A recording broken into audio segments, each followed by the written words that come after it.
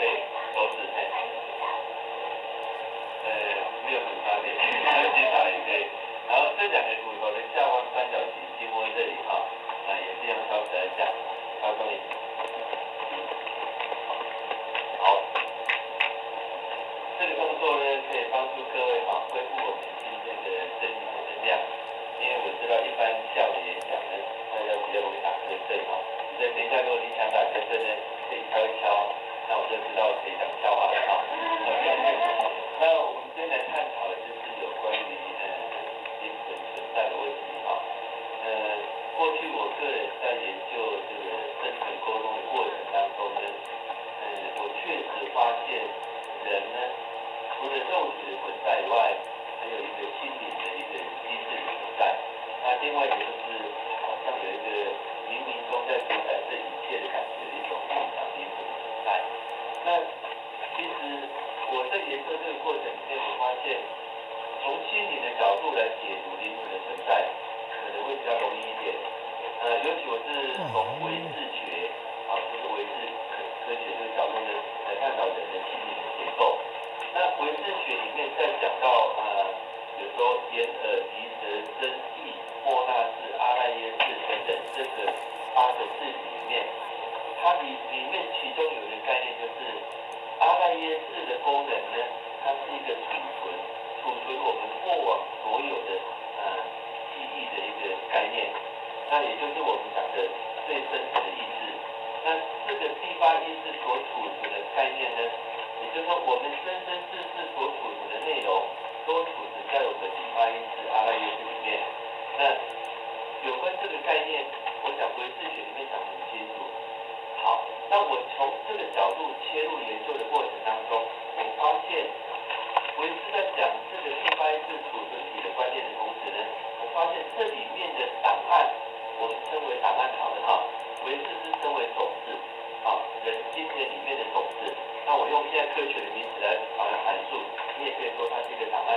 那么用档案的观念来阐述它，各位比较容易理解。那我发现这些档案内容是可以被照出来看的，就像电脑的档案，你尘封已久的档案，不管你几年前、几个月前输入的这种档案，只要档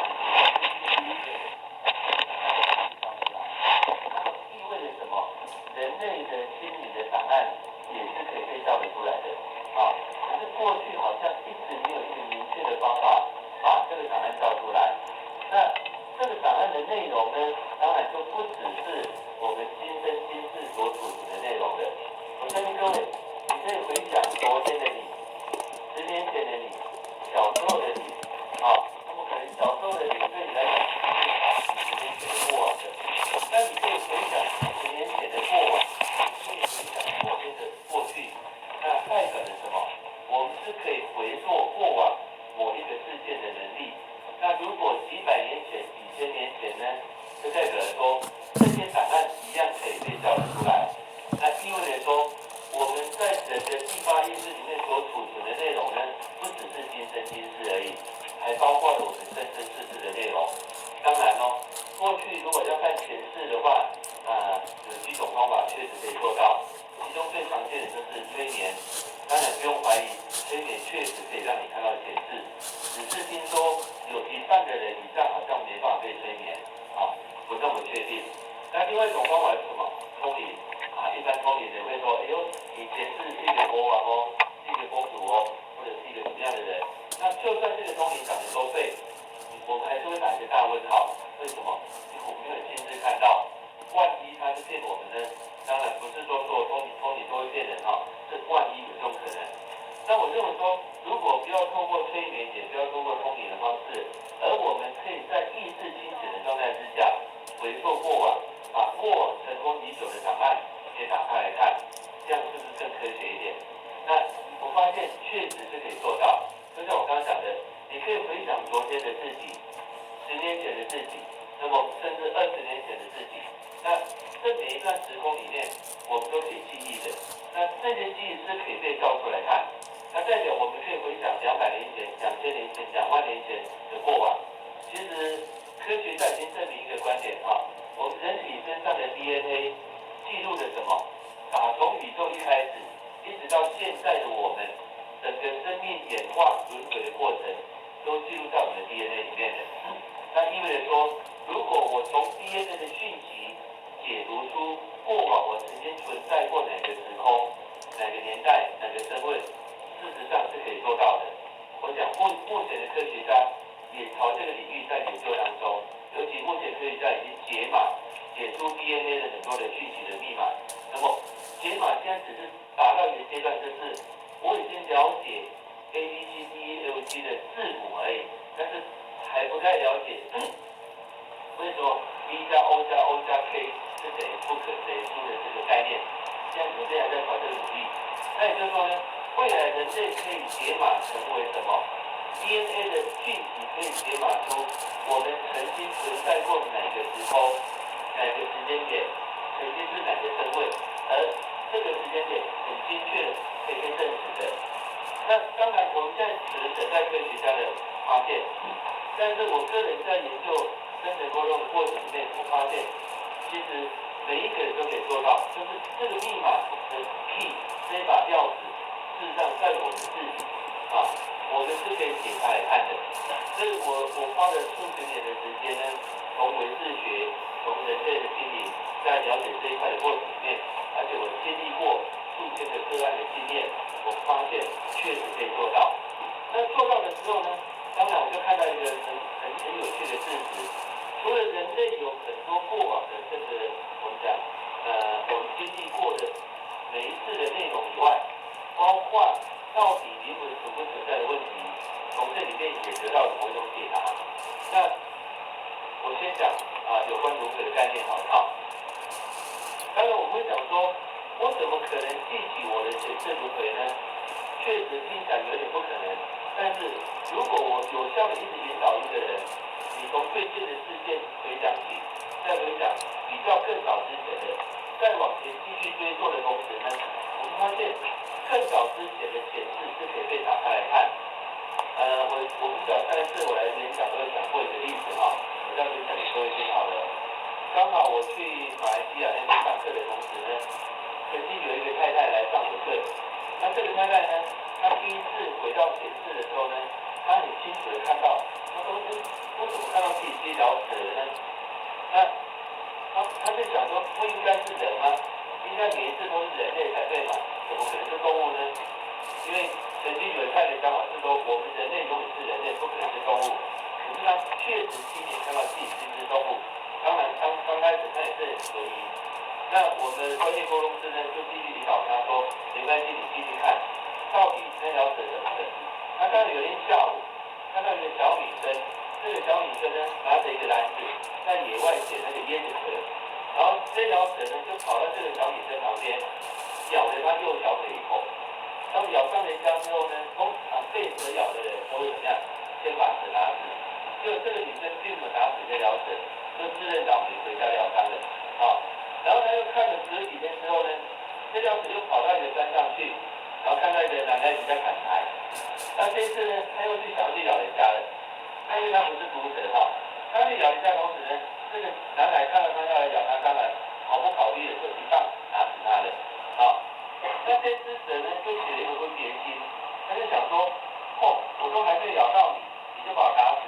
人家前2天那个小女孩我咬她，她没有打我。他就对那个女孩子呢特别好感，想报答她的气。结果他才看到，当时被他咬的那个小女生呢，居然是今生的亲生妈妈。哇，他很不可置信。他想怎么可能呢？为什么可以咬了我的自己的妈妈呢？后来做完这样的生成沟通之后呢，他就问我们沟通师说，这个会不会是我自己编出来的？会不会是我自己想象出来的？我的妈妈从来没有告诉我这样的内容可不可能是真的呢？那沟通师就说很简单嘛，你回去跟你的妈妈求证一下，不就有了吗？后来他回去求证了，然后他的妈妈说，小时候14、15岁左右呢，你有没有一次在外面捡椰子壳，被一只蛇咬到你的右小腿？这个妈妈吓坏了，你怎么会知道呢？这个事情我从来没有跟任何人讲过你怎么会知道？然后这个妈妈一讲说不对当时我都还没有结婚，也没有生下你，你又不在我旁边，你怎么会知道这样的事呢？他终于跟他妈妈承认说，啊，我就是那条蛇。所以他妈妈才想说，天哪，你知道吗？当时我刚生下你的时候，我不晓得为什么，我很想把你吓死。他妈妈一直对他没有好感，可是呢，他后来长大的过程当中，他一直赚钱回家给妈妈，可是妈妈一直不喜欢他。所以从这个案例很清楚的可以看到什么？他透过这样的深层沟通回溯过往，看到自己第一只动物，那么咬了自己的妈妈，而这个内容是不可能编造，也不可能知道的内容。通过他的求证的结果，证明他所看到不是假的。所以有时候我跟各位讲哦，不要随便乱咬人哦，不然你要一辈子回报人家。那从这个概念很清楚的看到，他回溯了过往，而看到自己是那一只动物，那么也就是说，他今生用这样的身份来回报他的妈妈而已。而经过证明是事实，不是假的。其实我目前训练出来的专业的这种深层的沟通师全世界有100多个人那么我们所做过的个案呢，坦白讲，总数量超过10万人次以上，包括台湾、马来西亚、新加坡、香港、澳门、大陆都有这10几万人次的内容当中，到目前为止，没有一个回来告诉我说，老师，我所回溯看到的过往是假的。当然啦，有很多前世太久远的无从查证，但是只要是可以求证的，或者是在胎儿期、婴儿期，他所看到的内容，没有一个回来告诉我是假的，那代表什么？是可以被求证的。我再讲一个我们台湾的例子好了。曾经有一个女孩子，她也是当时看到我在电视上呢，帮一些艺人做的沟通当中，她透过电视台的安排，请我帮她做这样的一个深层沟通。这个女孩子今年30岁左右，她来沟通的时候呢，她是为了她的感情问题而来。后来我就请她回溯到她在胎儿期的时候，她在妈妈肚子里的时候呢，她听到了一件事，她听到爸爸跟妈妈在讨论有关她的事。我说要她去听说到底爸爸说了什么，妈妈说了什么。她听到妈妈跟爸爸讲说我老爹的肚子里面这个孩子是之前往生那个姐姐来投胎的。为什么妈妈会这么讲？因为在她之前有一个姐姐，念到小学3年级，后来因病往生了。往生后没有多久，妈妈又怀孕了，所以妈妈就跟爸爸讲说，她老觉得这个孩子是那个姐姐来投胎的。然后她听到爸爸说，哎呀，我知道我刚失去一个孩子现在你又怀孕了，就不要想太多了，好好保护这个孩子。然后我让他继续回溯，我让他回溯他出生那一天的内容。他看到他出生之后呢，爸爸抱起这个婴儿的同时呢，爸爸看着婴儿说：“天哪，难不成真的是那个姐姐来投胎的吗？”为什么爸爸会这么讲呢？前世的那个姐姐往生的死因是因为腹膜炎、肠胃出血而往生的。那么新生的他呢，在肚脐这边有变很明显的胎记。爸爸看这个胎记说，难不成真的是那个姐姐来投胎的？那我就请这个个案呢，再往更早之前回溯了。可是这个个案我做了他是清醒的他马上跟我反驳说，哎呀，老师我知道你要我看什么我告诉你不会是的啦，我绝对不会是我那个姐姐，因为听说我当时我姐姐很高很瘦，我现在这么胖，就像是她。我当时姐姐呢很喜欢念书，每次都考第1名，我现在超讨厌念书的，我绝对不是她。她一直否认自己是那个姐姐，我说我又没有说你是她，我不过是要你回前世看一下而已，好吧？他就回到前世去了。他看到的，他真的是自己当时的姐姐。他看到他当时老家不是住台南，他在目前住台南。他看到他老真的住在屏东以南的那个丰港镇，丰港小镇那边，他老家住那里。然后他看到他自己真的是念到小学3年级，有一天晚上肚子痛得很厉害，一直在床上打滚。然后爸爸妈妈当然不放心，自己把他送到医院去。可是当时的丰港镇里面很大医院，必须送到高雄这边来。他看到半夜12点多，他痛得很厉害。后来爸爸叫了一辆计程车，他也告诉我说，老师不是小黄不是黄颜色的计程车是民国早年那时候黑色的那种计程车。然后看到呢，司机戴着一个鸭舌帽，爸爸穿一件米黄色的衬衫，黑色长裤，然后坐在司机的旁边的位置上，他跟妈妈躺在后座，他肚子痛得很厉害，然后车子要撞来高雄的路途当中呢，半夜的2点多，看到车上时间是2点多，那么他痛得实在不得了，他后来躺在妈妈的怀里，就跟他妈妈讲一句话，他说：“妈妈，今天我很高兴有幸做你的女儿，你那么样的疼我爱我，可是我身体已经无法承受了，但愿来世我还能够再做你的女儿，好不好？”讲完这句话，就躺在妈妈的怀里断气往生。哇！他看到妈妈一直在呼求他的名字，看到爸爸坐在前面掉着眼泪，没有想到这个孩子送进医院的路途当中，居然就死在自己的车上面了。可是这些内容是他不曾知道的。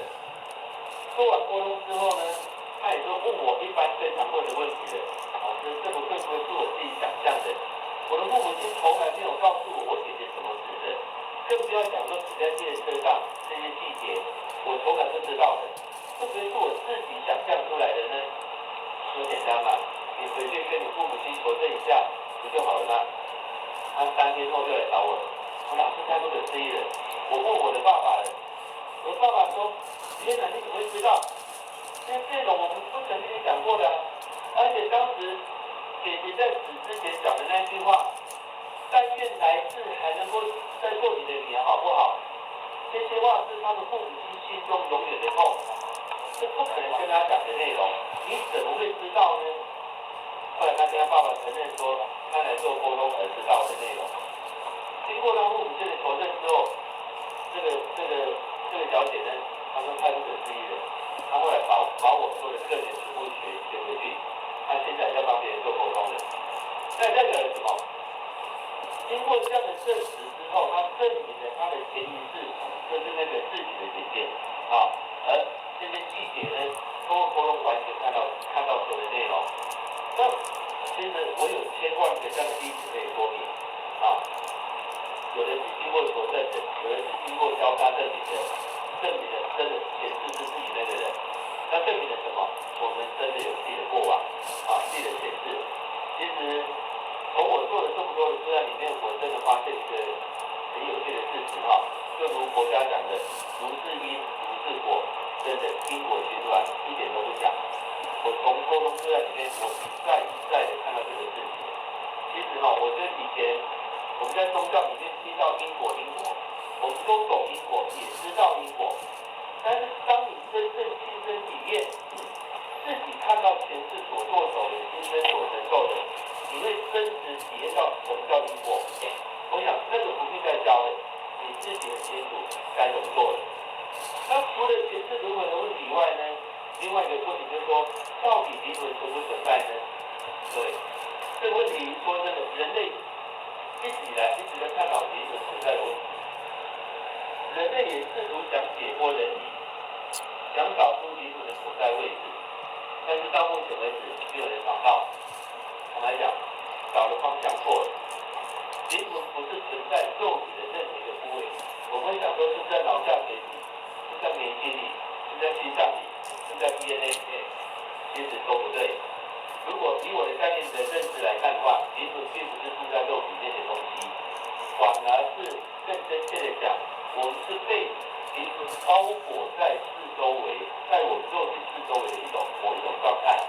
但是我要这么讲了当我要讲灵魂这个状态的时候，我请各位注意的，不要执着我所讲的灵魂这个用词，可是为了方便解释它的状态，我就不得不找一个名词来形容它。这个该怎么形容呢？因为我讲任何一个名词，各位一定会执着。我这么讲古代禅宗的一种辨识思维逻辑的一种训练的观念里面，有一个观念是这样子的禅宗他们为了阐述某个概念，他必须先立假名，透过这个假名了解这个概念之后呢，还要破这个假名。所以我希望等一下我在讲灵魂这个用词的时候呢，我是为了立假名而用的，希望各位能够了解，因为这个用词实在不足以形容它的状态，但是不得不人类也只有这个用词可以用所以我必须先立假名。那么我必须这么讲，人类很多的宗教都承认灵魂的存在，但是有很多宗教不承认有轮回的存在，这是一个很有趣的现象。像西方的宗教，他们认为说有灵魂的，但是不会轮回啊，你只有一生一世的机会的，你今生今世做得好做不好，那么最终审判的时候呢，就判你上天堂或下地狱。那东方宗教普遍认为说人是有灵魂的，而且不只有灵魂，灵魂是个永恒不变的个体。这个永恒不变的个体呢，会通过生生世世的轮回，不断的进化、淬炼、提升，回归到所谓的大幻天、大我这样一个状态。像印度教就是以这样的观念为主。可是以佛教的观点来讲，这个观念上又有很大的不同的。佛陀当时呢，有弟子就问了佛陀说：“人是不是有灵魂呢？”佛陀他不回答。弟子们又问说：“那么人是不是有灵魂哦？”佛陀也不回答。其实当时佛陀真的不能回答有或没有灵魂的观念。佛陀讲的是什么？这一切的现象不过是一种因缘法则的现象而已。宇宙是相对而产生的现象，没有绝对独立的现象的存在。也就是说，如果这宇宙都是白，你怎么知道它叫白呢？一定要有黑来证明彰显出白的存在。所以这一切是相对而产生的现象，并没有一个绝对独立的存在者。那么，各位，如果说这个宇宙是由一个上帝创造出来的，创造了你我，创造这个宇宙，那请问谁创造了上帝？可见并不是这个概念。那佛陀讲的观念就是说，没有绝对独立存在者，也没有那个永恒不变的个体的状态叫做灵魂，而是透过因缘法则的现象而彰显出灵魂的存在而已。其实我要这么讲啊，在唯识学里面，我们讲心灵的种子跟阿赖耶识的关联性的时候呢，唯识学对这个观点有一个很精妙的一个讲解。他说，并不是有一个永恒不变的个体叫做阿赖耶识，没有。阿赖耶识跟种子这两者的关联性是不能够分开计算的啊，它是一体的观念。也就是说，有了种子才有阿赖耶识的存在，没有种子，阿赖耶识都不存在的。那也就是说呢，没有所谓的灵魂本体组成我们生生世世的种子，反而是有种子的存在，你才感觉有阿赖耶识的存在。了解这个观念之后呢，你就知道灵魂是不存在的。当然了，我知道对各位来讲不太容易理解啊，也许有点深奥，但是呢，我要讲就是说，灵魂到底有没有存在呢？目前科学家有做了几种实验，有一本书呢叫《灵魂实验》，这本书各位可以看看哈，它的副标写的很有意思。他说，我们为了证明天下乌鸦一般黑这个理论是错的，我们只要怎么样找到1只白乌鸦就够了。何况在这次的实验里面，我们找到了100多只的白乌鸦。那也就是说，在《灵魂实验》这本书里面，美国哈佛大学呢，他们的学生跟教授呢，透过这样的实验证明了确实灵魂是存在的。而且当时 HBO 家庭电影院呢，还动员了5部摄影机，完整的记录整个实验的过程，而证明这个是存在。目前也有人证明说，人死掉之后呢，会进入所谓的濒临死亡的状态啊。所以有很多濒临死亡的人呢，后来又被救活了。救活之后呢，他们都会共同讲述说，他们会看到一个隧道，隧道里面有光，他们会进入光里面，而且呢，他会发现到隔壁病房刚刚有人死掉了，他也同时看到天花板放了什么东西，同时可以看到医院门口有人在吵架，同时可以看到顶楼呢，医院顶楼放了一双球鞋，他同时可以看到。那么后来他被急救起来之后呢，跟医生讲这些内容，医生很不可思议，你明明刚刚是死的啦，你怎么可能知道隔壁病房、医院门口、顶楼有什么东西？你怎么会知道呢？后来很多人证明之后呢，确实人类在那个状态之下，灵魂出体的状态之下，同时可以看到所有的现象。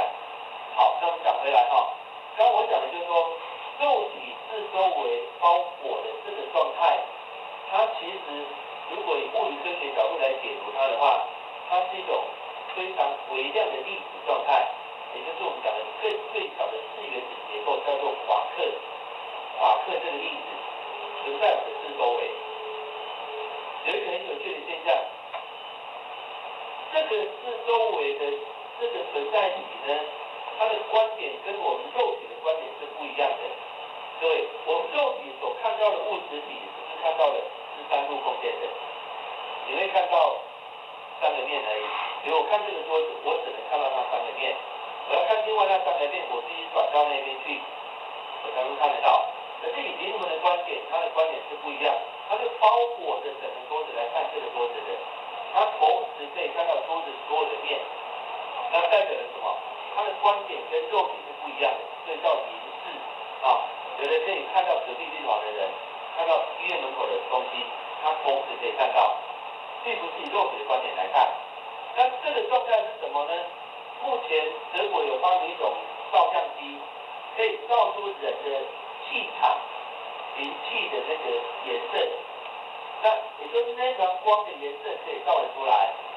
也就是说，如果你是蓝色的，代表你现在情绪怎么样；红色的代表你情绪是可以照得出来的。那为什么可以照出来？因为它是有质量的东西。我就讲，灵魂是有质量的，这个质量可以被侦测得出来的。像我们协会有一台那个量子物理检测仪，这是美国太空总署研究出来的一套仪器。它用量子物理的原理，我可以侦测你现在有没有卡到音，测得出来。卡到音哦，测得出来，以及你现在的业障有多重，测得出来。很多师傅不是说，哎呀，你业障深重哦，它有多重不晓得。告诉各位，仪器测得出你业障有多重你有没有卡到音，测得出来。更好玩的是，你现在的行为模式来自于哪一次的行为模式，是什么身份，在哪个地点，在哪个国家，在哪个年代，这个仪器都会显示。各位，居然这个是由美国太空总署研究出来的那这套仪器呢，我们现在大量的在使用在我们个案的身上，透过仪器证明它的显示，它的灵魂状态，它的心理状态，它有没有业障多少，都测得出来。那代表了什么？灵魂某个程度来讲是有质量的，是可以侦测的。那所以以后如果你卡到音的话呢，代表你最近有去一些不好的场合比如去殡仪馆坟墓或者医院里面，确实我们可以侦测到很多走过这些场合的人呢，仪器测得出来你有卡到音的，但是这个仪器也可以帮你消蚀掉这个磁场。有意思的是什么？这个状态呢，我发现很多宗教对这个状态又有不同的概念的对，我们注意看，所有宗教的画像里面有一个共同的画法。各位不晓得有没有观察到，比如说菩萨像也好，佛陀的像也好，包括耶稣基督、圣母玛利亚身上是不是有一团光？其实那团光呢，就是我刚刚讲那个微粒子，它确实是一团光。每个宗教都有共同的画法，虽然有很多宗教是对立的，但是却有一个共同的现象存在。就不管什么样的画像，都有那团光的存在。而那团光不是只有神或佛才有，各位身上都有我曾经训练一批小孩子呢，让他们懂得用心灵的眼睛呢去看人们身上的光。这些小孩子可以看得到你身上的光什么颜色，比如你的光如果是暗黑色的，我就教这些小朋友说，你说你对我的远一点，因为可能对你不好有邪恶的意思。如果光是白色或金黄色，代表这个很不错，你可以亲近他。所以很多小孩子呢，我们可以训练他们，可以看出你身上光的颜色，包括我们刚讲用那个摄影机都可以照得出来。好了，那问题是，我们身上的这些光的存在，它为什么要附着在我们身上呢？我要问各位一个问题你同不同意自己有自己的灵魂？应该同意嘛，因为你有你的思考有你的过往，有你的经历。那我们把它定义一下属于你自己的灵魂体，我们该怎么称呼它呢？你说本灵或原灵，你道教的讲法是本灵嘛，或者原灵。可是本灵或原灵会有一种错觉，是好像住在我肉里面的感觉，我认为不太妥当。希望人他们习惯说是你的指导灵，其实指导灵这个关系又有点关系是，好像离我很远在指导我，也不太对。我这有一个名词叫接近的状态是守护灵，所以我们定义一下，属于我们自己的灵魂体的这个概念，我们把它称为守护灵啊。那么守护灵就是我刚刚讲，它是包裹在我们四周围的状态。那你这个概念就比较容易接近它的状态，守护着我这种感觉，离你没有很远，也不是靠着你很近，就是保持一点点的距离。那守护灵呢，为什么会在我们的身上守护着你呢？就是属于我们自己的灵体哈。这个守护灵说真的，他不会在乎你今生过得好不好，他不会在乎你有没有当选总统，他也不会在乎你赚了几百万、几千万，他不在乎这些的。他在乎的是什么？你的生命的历练，你有没有跌倒又爬起来？你经历的挫折有多大？如果你这一辈子一直都非常的平顺，没有任何的大风大浪，我确定你的手里就会觉得很无聊，因为没事干，太平顺了啊。那你来这生干嘛呢？你就是一直在实践的过日子而已。守护灵希望你的是什么？你要过的一种我们讲刺激好的了哈，经过大风大浪的，你跌到谷底又爬起来的这种，他想体验什么？体验这种历程，因为这些体验可以让首领得到智慧。所以我就讲好了，我们讲灵魂这个观念是非物质的，没有物质的群体，他没办法体验物质体的感受。所以讲，如果这只麦克风是非物质的，我折断它会不会有声音？你看不到，也感觉不到这个东西。可是它是物质体，我折断它的时候会啪一声，有体觉的，有感觉的。所以物质的体验是很强烈的。那守护你就像这个非物质，它是没有体觉的，但它需要你的肉体怎么样来替它体验？透过你的体验，透过你的情绪，他会知道这个体验是痛的，上面苦大，他会知道。那么他需要这样的体验。那也就是说呢，如果今生这个课题你没有圆满，来一次你得再来一次。就你没有体验过，没有考过，你来一次会再选择一次同样的课题，而且加重那个课题，再让你体验一次。那穿越了，你还有不同的课题要去体验。所以我常讲说我们每个人真的是要为自己的行为负责哦。比如如果你觉得你现在长相长得实在是很抱歉的话，那代表什么？你过去做了很多很抱歉的事，因为你过去做的事情是现在过嘛。如果你现在长得很庄严的话，也代表什么？你过去做了很多很庄严、很美妙的事，而今天你现在的长相。所以人真的必须为自己的行为负起责任，不要对那些有人说我爸爸妈妈帮我穿得这么好，不需要。你自己过去做了什么，你所呈现的那个现象就是了。那也就是说，我们的灵魂体呢，它会存在我们的四周围，经过你肉体的体验。好了，不属于我们的呢，外灵，就是以外的灵体，我们就称为外灵的。好，外灵靠近你的时候呢，我确定你会有不同的感受。各位，你注意看，会通灵的人，他需要通灵的时候呢，是不是拼命的打嗝，拼命的打哈欠，或者翻白眼，或者抖动？那代表什么？他接收到另外一个跟他不同频率的存在了。好，假设了这个麦克风是一个无线的收音机，那这台收音机会收到固定电台的频率，声音很清楚的。可是如果旁边有一台手机，手机呢要响之前，手机要接到讯号同时呢，这台收音机会怎样？那么声音会出现。那么手机的讯号就是这个收音机的什么外引的这样的概念也就是说，当我接收到不是属于我灵体以外的另外一个存在者，我的身体会有一些不同的反应。那有的严重就是我们讲卡到音的。所以仪器为什么测得出来？因为这资料讲有不同的频率而已，很简单。那外灵附身的时候呢，当然这些通灵的人，他们就会怎么样？开始打嗝啦，有一些反应出现，然后就开始会讲说，哇，你过去有什么事未来会有什么事都讲得很准更可怕的是他会说，我就是观世音菩萨，我就是释迦牟尼佛，我就是王母娘娘，我就是济公，诸如此类的。我常讲说，好吧，你说你是观世音菩萨，麻烦你秀个身份证让我看一下，我怎么知道你是呢？很抱歉的哈，大部分都是骗你的。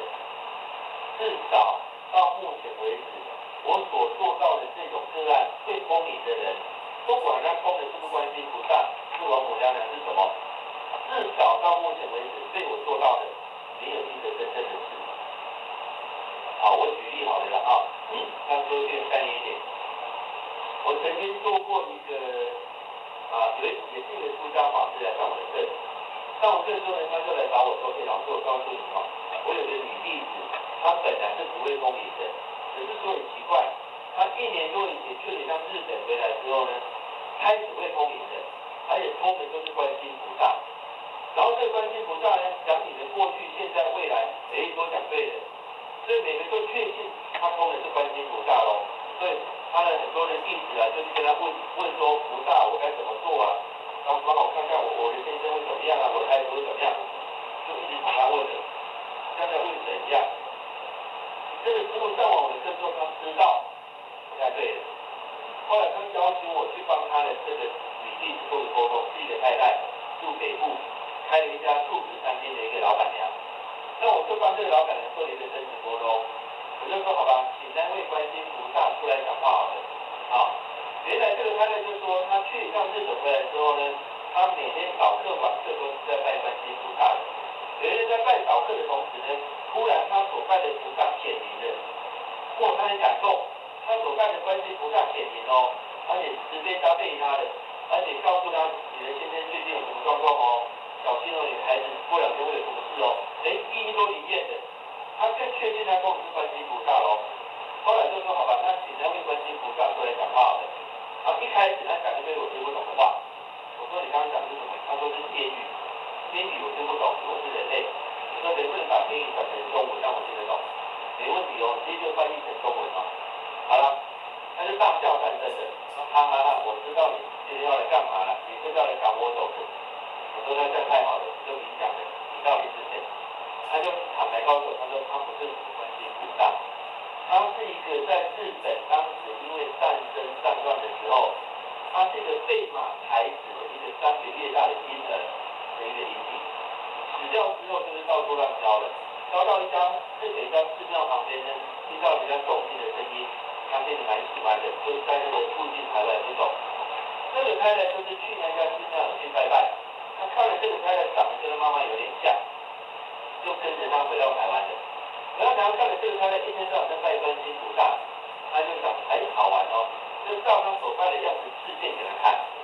他就想到这个太太那么样的感动，于是呢，他想要玩就玩到底了，就让他知道说，小心你先生最近有什么状况哦，你的孩子会做什么事哦，证明他第一个理念。这个太太当然就更确信自己通的是观世音菩萨的，而且他在沟通当中还告诉我说，老师你知道吗？算命讲的对哦。他们说我是带天命的人，我是带使命的人，我要去做这样的事我可以通过这个方法呢，帮人家消灾解厄。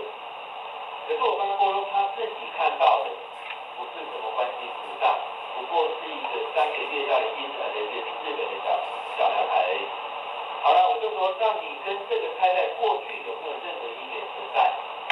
这个小孩子说没有，他只是好玩跟着他。他说既然没有姻缘，我必须帮你送走。当送走的时候呢，这个太太居然跟我讲说，老师不要送走他了。我说为什么？没关系啦，老师我可以帮他消灾解厄的，而且我也乐意做这种事哦。我说那你以前不知道他不是观世音哦，你现在已经知道他不是了，还要这么做吗？没关系的，老师，你知我知就好了，我不要讲出去。当时我很无奈，为什么？居然这个太太执意，他用这个方法帮人家消灾解厄，他认为自己是带天命的、带使命的，他也乐意做这种事。后来我的时间实在不允许帮沟通的，我知道我尊重你，因为当时的感觉好像人家主人不想送客人，那我算什么？那种感觉那我说好，我尊重你，至少让你知道你沟的不是观世音菩萨的。带我去的那位出家师傅呢，他也知道整个过程。我说报告师傅，抱歉，这个观世音菩萨我没有送。后来那位法师因为学过我的课程的，他再回去帮他做了一个沟通，先是那皈依的法师嘛，这个师傅讲5句重话，他说，你以前前你不晓得你封的不是观世音，那现在领导这个方法先让你知道不是的哦。你还执意这么做的话，你不是在误导众生吗？对，这是误导。我明明不是观世音菩萨，我就骗你们说我是，这样是误导。那么这个书一讲的已经更重化了。过去被你误导的这些人，如果一直执迷不悟，不断来轮回，你骗着人家来要不要？哇，毕竟这个太太也是学我的，这都在激情。然后这个师傅讲的动画，他也真的激情。后来才有那位法师呢，用我们的波东步骤呢，把那位观世音菩萨给送走了，这就间接的送走了一个观世音菩萨。我要这么讲哈，真正的菩萨、真正的佛，绝对不会用这个方式来。各位，为什么他可以知道你的过去、现在、未来？原理很简单。我这么讲，任何一只阿猫阿狗的灵体都有办法知道你的过去、现在、未来，一点都不困难。我用一个科学的观念来阐述好了。我们是肉体，我们是物质存在的。物质存在的空间，我们称为三度空间。就任何物质有长、宽、高这三个维度，这叫三度空间。非物质存在者就是超越三度空间以上的，也就是我们讲四度空间。三度空间以下的是什么？平面空间，没有立体的啊。平面空间叫二度空间，二度空间以下的这种十度空间是线性的，没有平面。好了，我们来看一下。三度空间的，我们来看二度空间的存在者。什么是二度空间的存在者？蚂蚁、昆虫，都是的吗？啊，好，你看蚂蚁呢，它在走，它在地板走，你从上面看着它，它看不到你。所以蚂蚁可以怎么样？走墙壁、走天花板不会掉下来，因为对它而言，它的视线永远是平面的，它没有立体的观念。如果它有立体的观念，我确定它走到天花板会怎么样？我们掉下来。要不就得了惧高症，不晓得怎么走下去了。啊，对他来讲，他的视野永远是平面的，他没有立体。好了，我们三度空间的存在者来看待二度空间这只蚂蚁好了。比如这个很大的桌子，这个蚂蚁从 A 点走到 B 点，它会经过许多的障碍物，比如第一天它去过了一个很辛苦爬过这个石头好了，一个大石头。第二天他遇到一把火堆，第三天呢会有水锅在挡着他，水锅的旁边有个糖果，比如那么这只蚂蚁走到了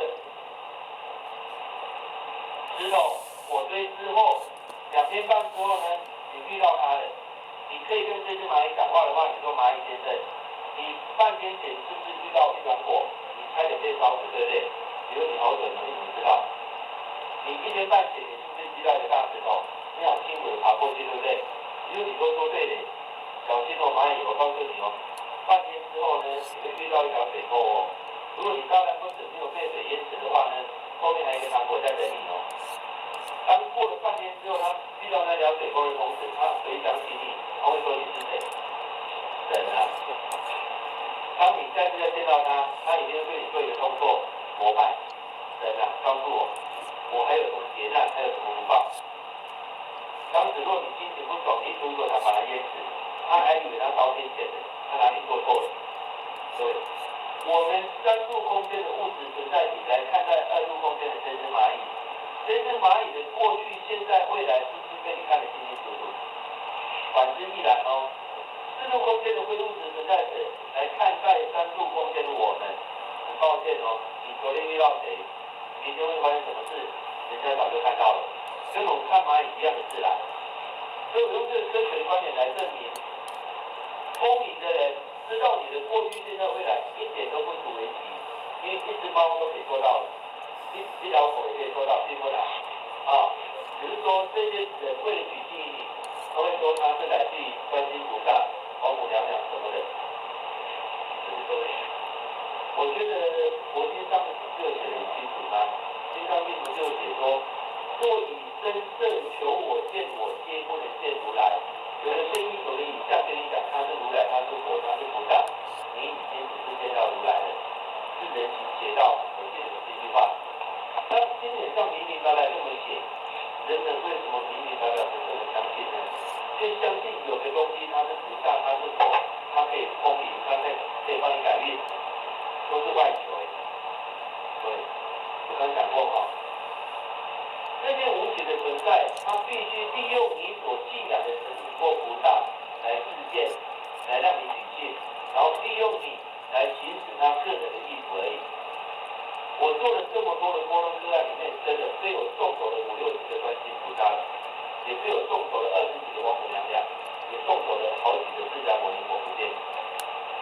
我第一个送到一个释迦牟尼佛也很好玩，我分享给各位听啊，有一次我去台北天府上课，然后有一个学员呢，我们课程当中会有沟通步骤的演练，然后他在最沟通的时候呢，他一沟通就开始拿手一挤来挤去，那我一看就大概知道状况了，我就问他说你为什么肉体？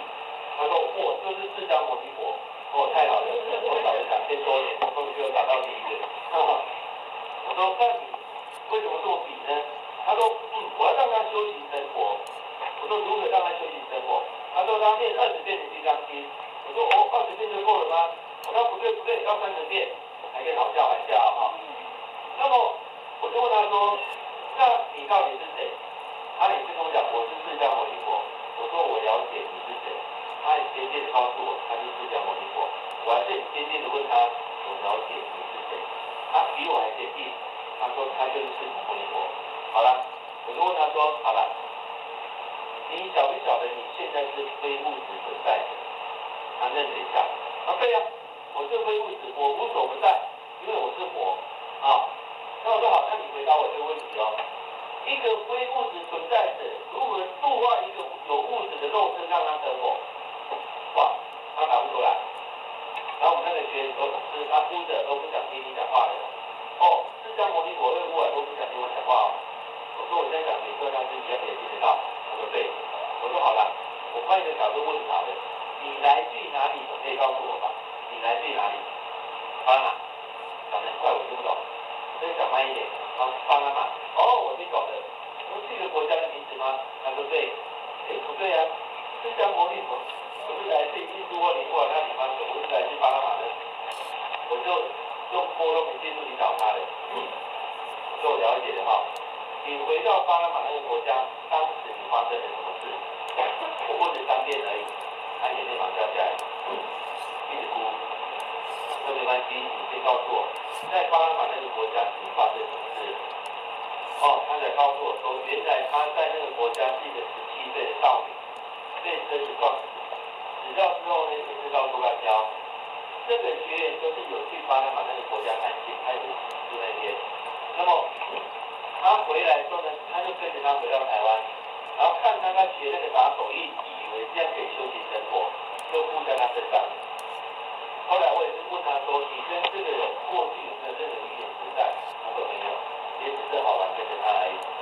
后来就把他当做一个个案来沟通他，就把这个无形众生当做一个个案来沟通他。我让他先回溯到他在巴拿马那个国家怎么被撞死的。为什么只要就一直留在人间？我一直重复那个过程，后来重复完之后才帮他动手。那这个学员才不再会疯了。所以我发现很有趣哈，很多会疯的人呢，来让我沟通之后都会疯的，会疯的反而沟通都会疯的。那意味着什么？这些无形存在也有它们存在的原理。我做了这么多的功，你有发现一个现象啊？无形众生的存在，只是存在他一个执着的想法而已，而这个执着的想法没有被化解，它就一直存在着。可是我们刚才讲，它已经没有肉体了。各位，如果我死了哈，你们看不到我了，我没有肉体了，我死掉了。那我在你面前挥挥手，你看不到我。可是我也很生气，你为什么看不到我？那我当然会找一个看得到我的人，那个人看得到我，我就利用他来替我表达我个人的意思。那我要利用他，就是我刚讲的，我必须利用他所信仰的神明或菩萨或佛这类，那么我才能够表达我的意思。而这样的一个存在，说真的很苦。为什么？因为我死了，你们看不到我。当然我会在意什么？我的太太好不好啊？我的孩子过得好不好啊？我想抱我的太太，抱不到啊。我的孩子跌倒不起来。即便我看到有一杯水，我想喝，我喝不到。所以你们了解这种存在吗？这种存在就像佛经讲的，求不得苦也，我拿不到。我们在人世间，我有肉体，我口渴，我可以随便拿水来喝，我可以止渴。我看到地上有人烧掉，我可以捡得起来。可是一个无形存在者，他没办法做任何事情，但他依旧可以看到大家，依旧可以看到这些存在，实在已经没有存在了。这种存在叫做执着。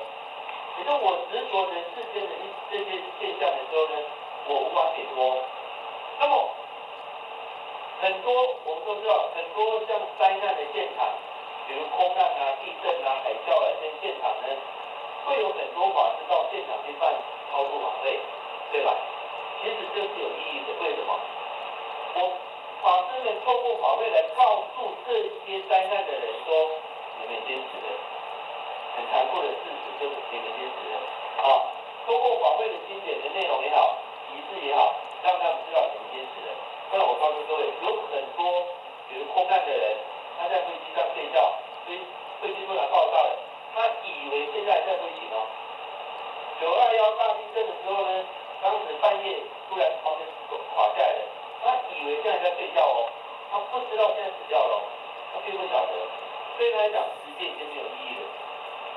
即便大地震到现在已经隔了10年了，他不认为已经隔了10年，他一直以为现在在睡觉。所以这些法师们必须到现场怎么样办超度法会，唤醒这些亡者说你们死了，很残酷。那我们的生前沟通一样的意思，我只是沟通他，让他知道你已经死了。那问题是他的执着是什么？而这些执着的内容，我们必须帮他化解，化解到之后，他才有办法怎么样超度。其实我觉得可能大家会问说，那到底这些亡灵被送去哪里了？有亡灵收容所吗？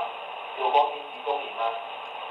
我告诉各位，我用一个概念来形容好了各位不妨想象一条河流，这条河流的水一直流，往东流一直流，水一直流没有断过可是突然河流中央落起一个大石头，经过这个大石头的水会形成漩涡，漩涡的水就这么一直打转收不出来的。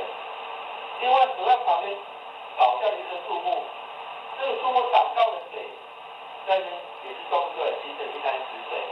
可是河流的水依旧在流，从来没有断过。但是被卡住的那个石头的漩涡呢，那些水永远装不出来。被树挡住那些水变成死水，流不出来。好，我们过往的生命之流就像这个卡住的石头、卡住的树木一样，所以灵魂它会被过去的事件所卡住。而卡住的时候，它转不出来，它无法解脱。可是生命之流一样在流，没有断过哦。好了，我们沟通回溯只是怎么样？回到过往，把那个卡住的石头给清除掉，卡住的树给搬走，让那个水继续流而已。所以没有送去哪里的问题。各位，我要这么讲好了当你有亲人往生的，你心中会不会有挂碍？会。而挂碍是什么？我在担心亲人往生，我的妈妈或我的爸爸死掉之后过得好不好？他现在是不是还有没有病痛？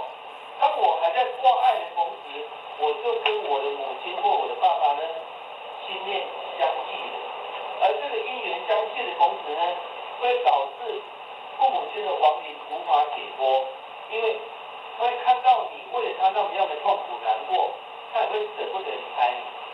就算有极乐世界，他也到不了，因为各位可以想象，比如如果你有孩子，你看到你的孩子生病了，他那个呻吟、痛苦、难过，做父母亲的我们会怎样？守在孩子旁边。虽然我们无法分担他的痛苦，我们没办法医治他的病，可是我们只能守在孩子旁边的。各位，同理可证。如果我的妈妈往生了，她看到我为了她那么样难过痛苦，不吃饭不睡觉，我的妈妈一定会守在我旁边，舍不得离开，人中慈心嘛。好，那么这个亡灵也是一样道理，他执着在人世间，一定有他执着的原因，而他无法解解脱了。再就是我们在生的人，我们的思念、我们的难过、我们的悲伤，会导致他牵绊住的。好了，当这样的情况之下呢，对亡者来讲就是存在的，对你来讲亡者也存在的。可是各位，我们所谓送走亡灵的意义是什么？就我的观点来讲，不过是送走你心中的挂碍。当你的挂碍不见了，你真正放下了，对亡者是解脱，对你是放下。这样子就说到我们讲的生死两相安嘛。所以说，我们要送走的不是亡灵的问题，是你心中的挂碍。比如我们有做过很多拿掉孩子的人，他曾经堕胎过，这个妈妈堕胎的时候，她会不会有挂碍？一定有。她挂碍这个孩子，当时为什么拿掉他？所以拿掉了，他心中真实的挂碍还是存在。所以我们在送走阴灵，不是送走那个阴灵，而是送走这个妈妈对这个孩子阴灵的挂碍而已。如果他挂碍住了，阴灵就存在；当他解脱了，阴灵也解脱了。我希望各位，我用很科学的观点来阐述这个论点，让各位更理解这些无形存在的原理。而且我发现这些无形的众生他们有很深的执着，包括他原来宗教信仰的执着，他人世间原来的执着，他都会执着。有一次我们去那个菲律宾薄荷岛那边上课，那我们有个学员呢，他很灵感，他就是有通灵的体质，他常常会看到那些无形众生。那我们就搭飞机到菲律宾嘛，那我们在薄荷岛上课的时候呢，那个学员就说他看到很多的无形众生，当时跟着他这样，那尤其飞机上很多跟着他。可是我说好吧，那我们就跟那些无形众生来做个沟通好了啊。他说老师他们出不来，我说他们停留在哪里？说他们下飞机之后呢，我不是过海关吗？而那些无形众生要过海关出不来。那我说不对啊，为什么他们出不来？那无形众生跟我们讲说，因为他们没有签证，过不了海关。他们执着人世间的签证，他忘了自己随时可以来去自如，他忘了，他执着到签证才能过海关，所以他们停留在海关里面。后来我们就用沟通的原理跟他们沟通说，你们不用执着了，而且让他们了解当时他们怎么死的。当然了，这些网友很多都是因为空难而往生的，他们执着在飞机上，执着在机场，他们过不了机场。那我沟通他们才知道说，原来这些网友也有他们的执着人世间的游戏规则，执着人世间的这些宗教仪式都会。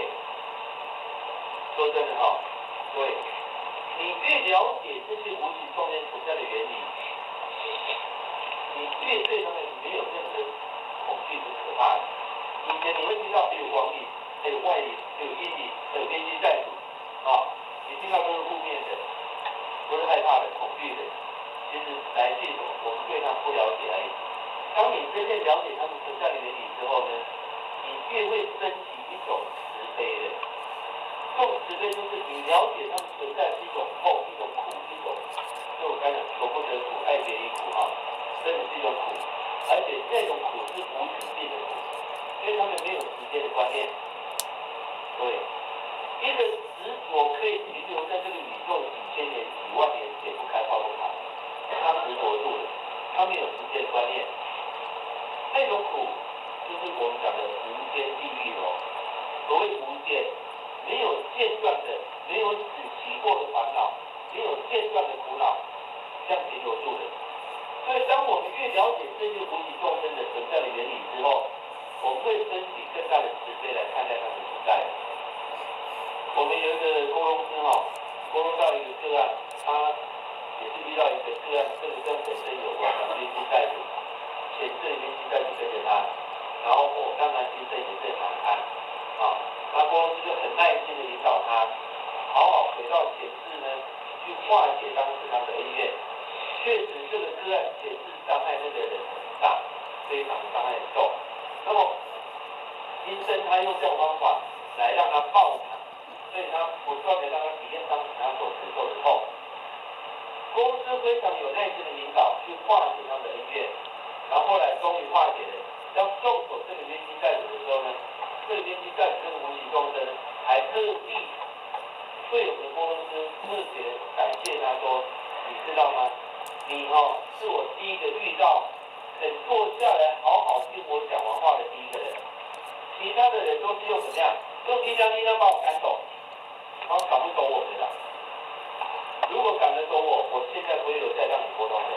而你居然是我第一个遇到肯坐下来好好听我讲完话的第一个人他反而上我们公司，因为我们的耐心，我们了解，我们化解了很多这种无形众生。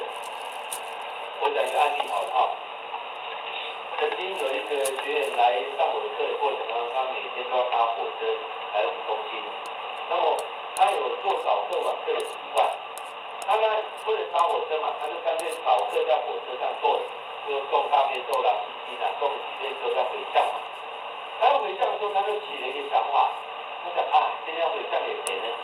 不如回向给在火车铁道上所有的这些意外往生的这些无形众生，就起这样的想法，就回向给这些无形众生了。然后他来教室上课，然后那天也很巧，上到我们有一个单元，就是专门在讲这个无形众生的这个单元呢。他那天下午在做波龙演练的时候呢，这个学员一直打嗝，拼命的打嗝。那当主任看到说，有一点问题，我就问他说，你为什么一直打嗝呢？我只能去觉察。他看到说，老师很多无形众生跟着我我说那跟你有因缘吗？他说没有，可是好像是我早上回向他们跟来的。我说那你数一下到底有几个？他数了一下，总共18个外领跟着他来到教室。好了，这18个外领，我说那你去看一下，这18个外领跟你有没有任何因缘？他说没有，是因为回向跟着来的。好了，我就要慢慢看一下，这18个无形众生是怎么死的，都是铁轨上意外死亡的。有一个是爷爷在的就是要坐铁轨，爷爷说你赶紧等我去对面买个香烟，去商店买个香烟，就买香烟去跟他聊几天来，忘了跟人家这些，就是尿急冲过去要去找爷爷，结果就撞死，有一个是这样子的，有一个就在我们嘉义。妈妈呢，他是一个15岁的小男生，国中生。妈妈过平交道开车过平交道就请他下车，然后说等一下会来接他。就下车没有多久，另外一部车冲过来撞死了他，死在平交道上。另外一个是呢，火车太挤，被挤下铁轨摔死。这18个死法不同我就一个一个让去看他们怎么死的。那个学员在过程当中一个一个都看到。帮他看清楚怎么死的，我们就引导这18个无形众生呢，不断的重复面对当时他们意外死亡的过程。重复面对完之后呢，其实各位，无形众生只要能够面对死亡的事实，就可以解脱的来讲，除非他还有很重的执着，否则的话很容易解脱。好了，从面对完之后呢，我们就送走那18个无形众生结果这个学就看到说，哇，他们都化成光体一个离开，但有一个不离开。我们就说好吧，那么在沟通这个为什么他会离开呢？原来就是那个在嘉义被撞死那个小男生，他不想离开。我们就融入他，跟他沟通说，为什么你不想离开？他说他有话想表达。他说他的死不是意外，刚刚那些人死都是意外的，但他的死不是意外，为什么？当时他的妈妈请他开车到平交道，请他下车等他。妈妈说去买个东西再回来接他。他在等的时候呢，开车撞死他的那个人，那个司机居然是妈妈的好朋友。哇，这个事情大条了，为什么？可见是有阴谋的。后来想看清楚，我说为什么妈妈的好朋友开车撞死你？他看清楚了，原来是他的妈妈为了领保险金。请自己的好朋友撞死自己的孩子，领了好几千万的保险金。这个事情很大因为什么？很显然这个妈妈是谋财害命，为了保险金。好了，我们就让他去看清楚。我说后来那你妈妈怎么了？他让妈妈领了保险金之后呢，那几年日子当然过得不好，因为很恐惧，心里不安。后来也选择出家了，可是出家并没有解决他心里不安。后来这个妈妈也得了忧郁症，后来往生了。那我就知道有一个很大的恩怨存在，所以难怪这个外领不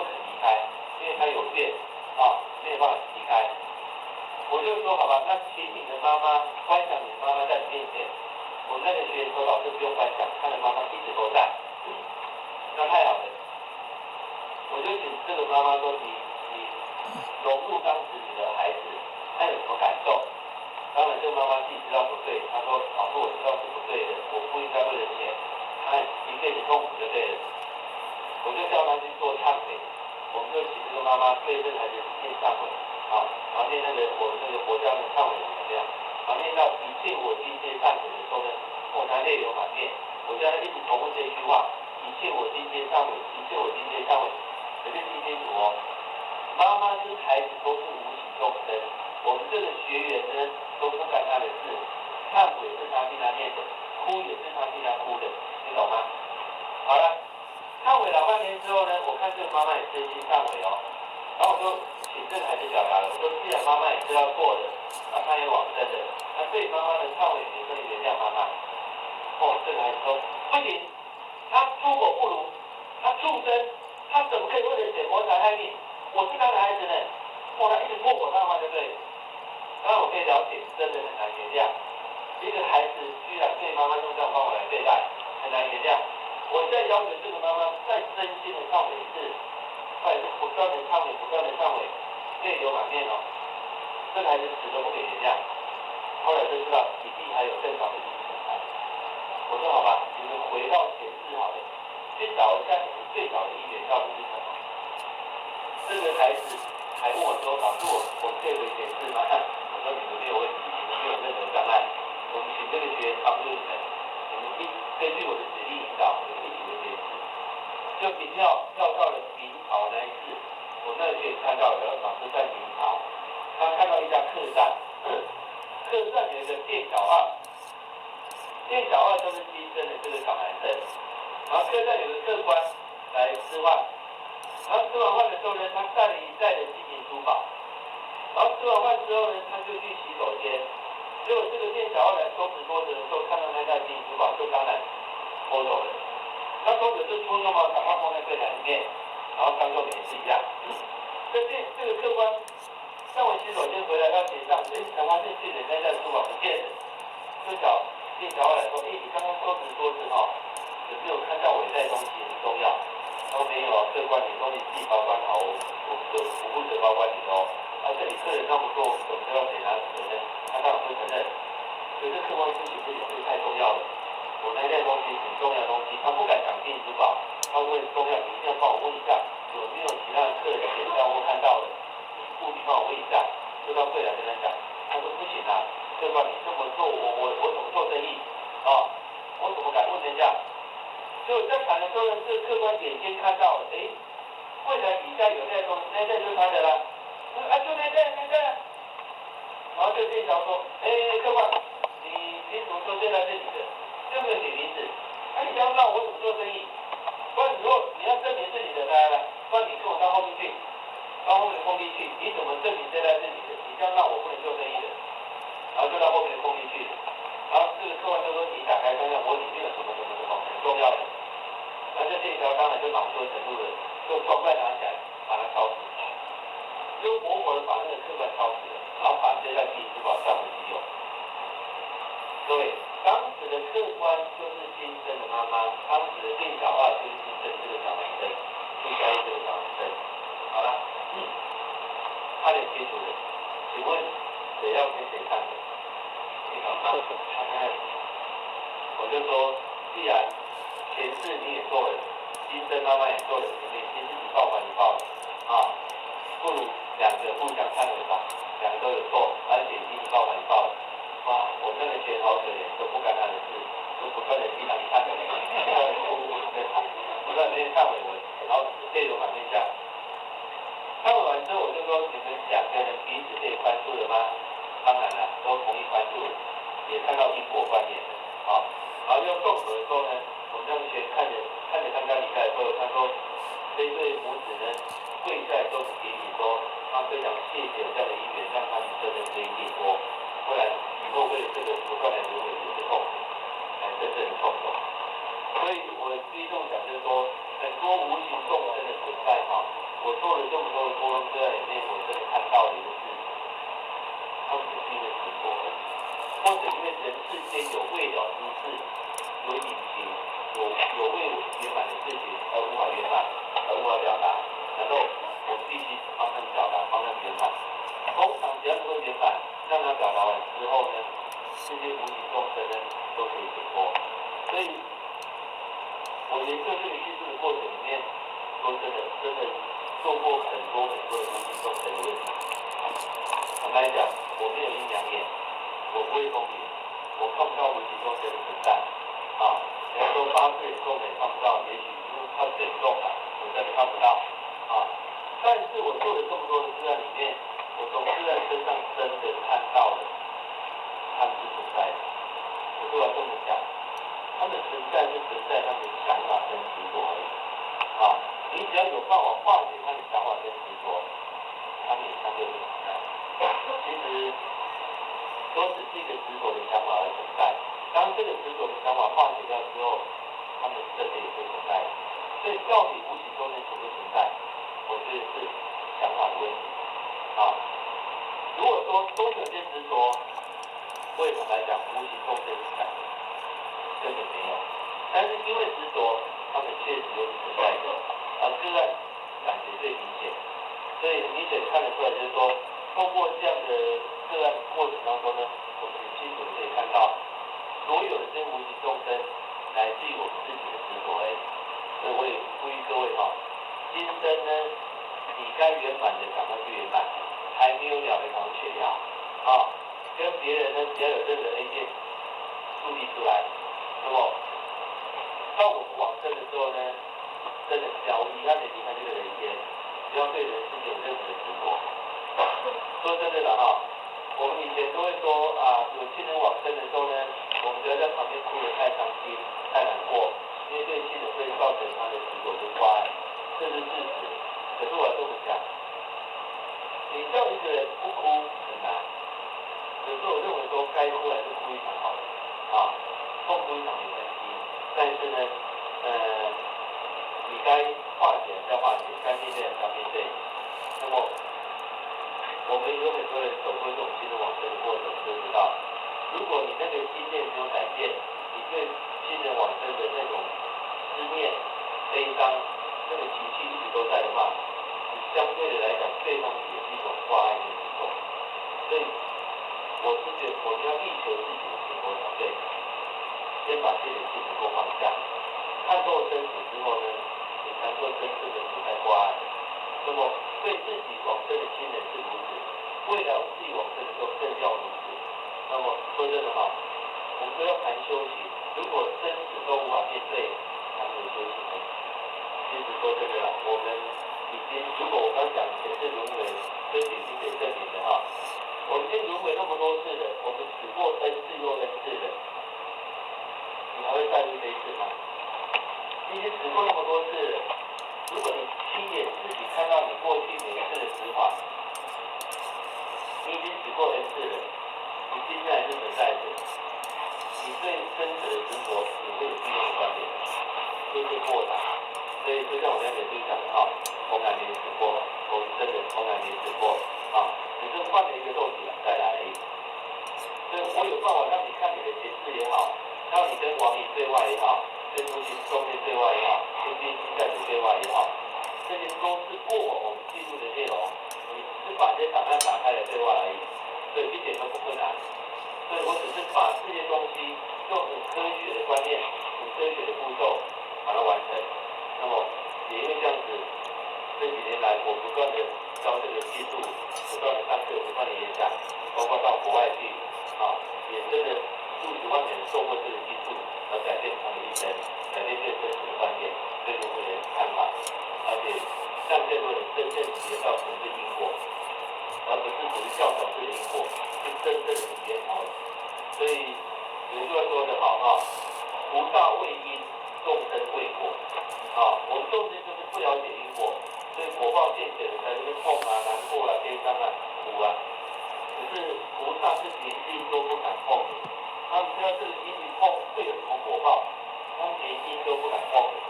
如果一个人能够彻悟了解因果关联性的话，我相信就得跟菩萨一样的，连因都不敢碰而不是等果报现前才后悔才难过。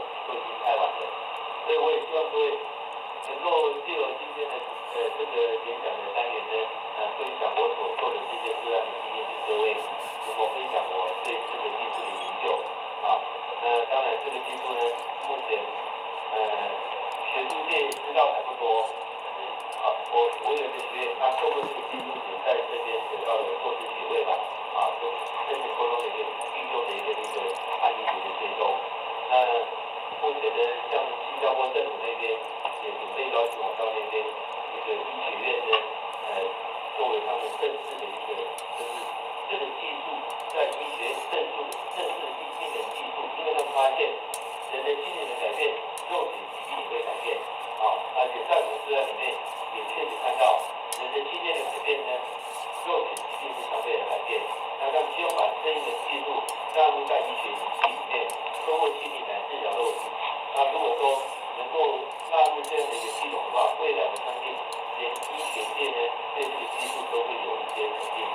那也通过今天的医院分享给各位。那我就留一点时间好了让各位来发问。所以我刚刚所讲的内容呢，或这样的主题呢，会有个问题来问的，我就留点时间来发问。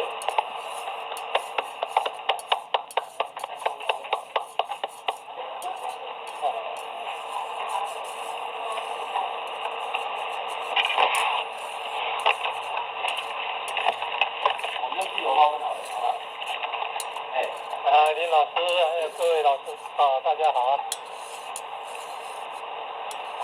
听了这个感受到这个生命丰富了起来了感恩说一席话胜读10年书了感恩是。后学想要请问的是，家母曾经去说这个台北的那个叫北路医院那边看那个耳朵了对。他之前都是那个学佛都有在帮那个庙元老和尚往生以后，很用心的在助念说要念佛号功德回向。连睡着好像似睡又未睡那种状态都在念然后他现在有耳朵的病，去看，结果说在那个北路医院那边就听到说耳朵旁边都有人在念南无阿弥陀佛，南无阿弥陀佛了。然后他就问旁边的人说：“你们有没有听到谁在念南无阿弥陀佛？”人家都说没有。对。他这个困扰已经困扰了将近1年了。他都没有办法好好睡觉。然后去看医生，来做那个鼻窦炎手术。医生都说是鼻窦炎造成的。他还去做断层扫描。结果说有一些血管硬化，有局部中风，然后还有。怎么连鼻窦炎都可以电脑断层扫描可以看得出来？那这个问题到底是什么原因？然后前几天我带他去看那个道教的建教，然后晚上会有那个叫做花灯的吧，花灯的那种展示然后开车回到半路他说又听到那个好像那个花灯场那个唱歌的声音他就问说我有没有听到那个在唱歌的声音？我没有。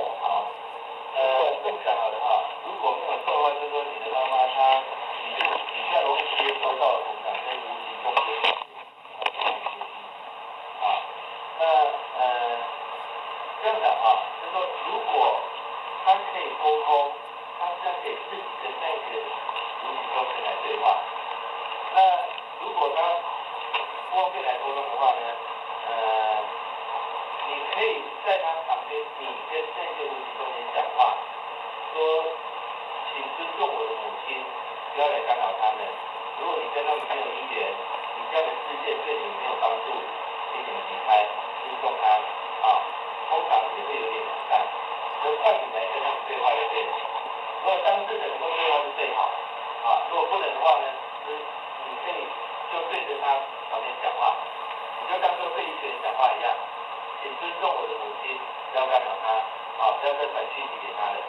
通常会有这种现象出来，但是他有收到这些无形众生的信息，很正常。当然有人会破案，了解好，大家谢谢。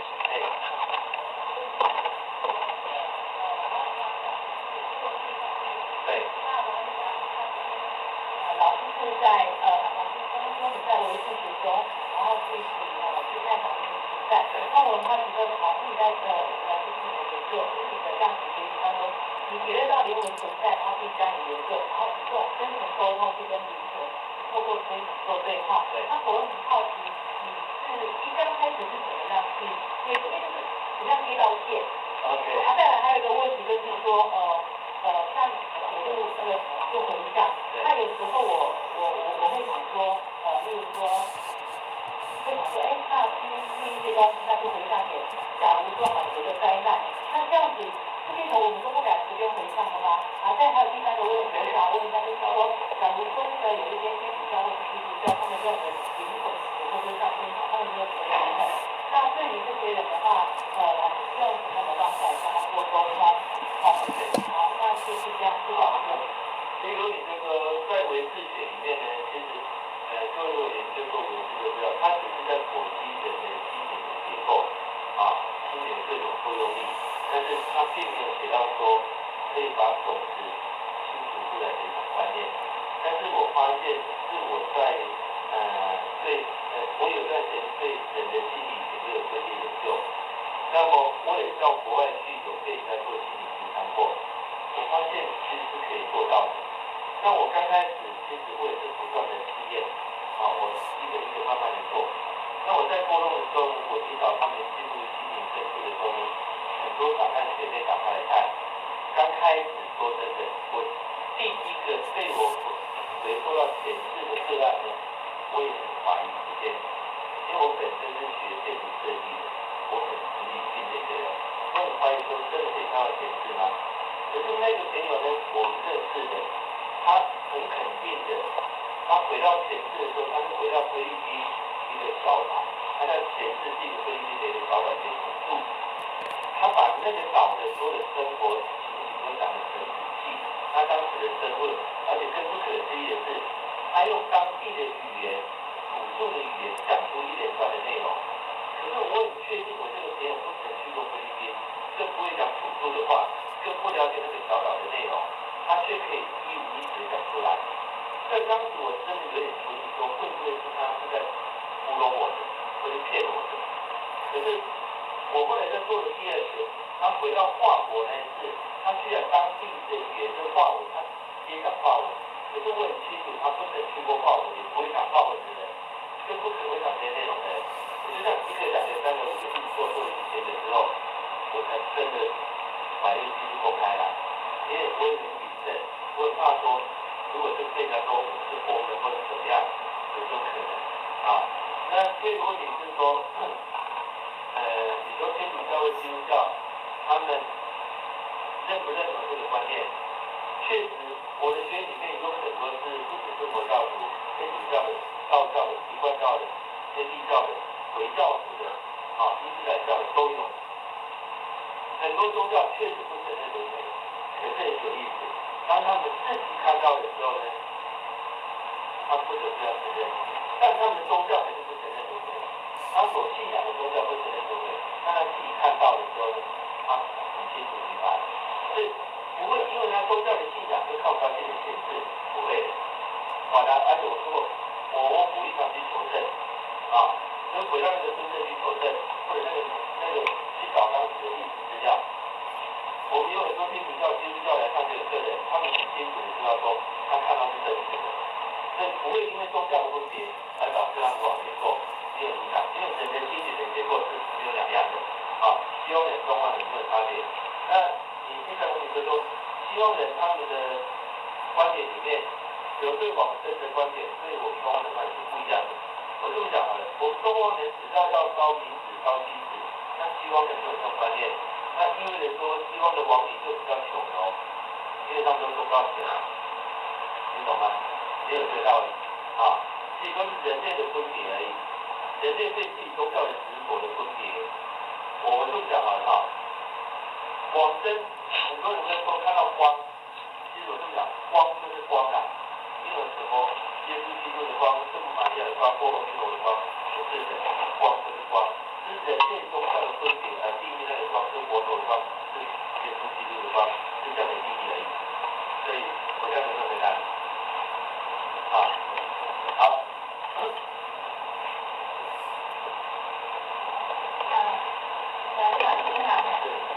我之前在我们系上有一晚上，我们老师有放你们中心做的那个沟通的对公主那我是比较好奇一点是我发现你们这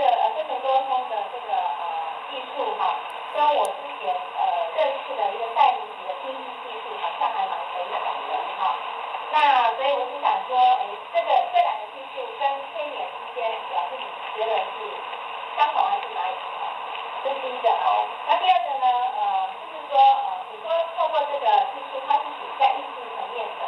好，那你在意识层面的话，就是在做的过程当中，因为我们只要是在意识，你的大脑就会思考，就会动。对。那你的个案是不是也可以自己去做判断，他要不要回答你，或者是说他自己去解释他看到的那个现象？那这样子你们如何客观的去认知说那个就是他的解释？ OK。好，然后对不起，还有一些对，那再来就是我不晓得老师你自己有被沟通，然后你自己看到你自己的情绪，是不是也可以做关联？然后对不起，还有一个你刚好提到量子检测因为我之前正好我人也在台中，那我有接触到一位医生，他也是利用这个检测仪来帮他的病患做一些检测。那但是我发现你这里好像虽然是蛮神奇的，像你刚刚讲，可以去检测出那个卡因你可以校正时甚至你可以按一个题目就知道说你这个前世发生什么事可是我发现这样子检测仪你不能在短时间内重复问同样问题第二次，因为它就失真。然后我就问那个医生，我说那也安呢？那如果是一个科学的证据，它为什么不能被重复检测？这是我的问题。好，这个问题嘛如果没有忘了要提醒我。第一个是你说那一集跟我们跟催眠有没有共通性跟差别性？表面看起来三者的技术是很雷同，因为都是一对一的沟通，一个是1.7，一个在催眠上，表面看起来确实很相似那么在你体的中午有一个部分是很类似没有错，可是在你体并没有跟王明对话这个步骤，没有，他们是可以回溯过往，这个是肯定的。那么催眠也可以回溯过往，我们刚讲过，催眠可以回前世，不用怀疑，在你体也可以，我们也可以，这是共通的，这我们都同意。但是王明沟通这一块呢，他们是没有的。化解前世冤亲债主这一块，他们也没有。还有我们的步骤可以跟水沟通，可以跟一朵花沟通，可以跟物质沟通，这个肯定是他们都没有的。催眠也可以。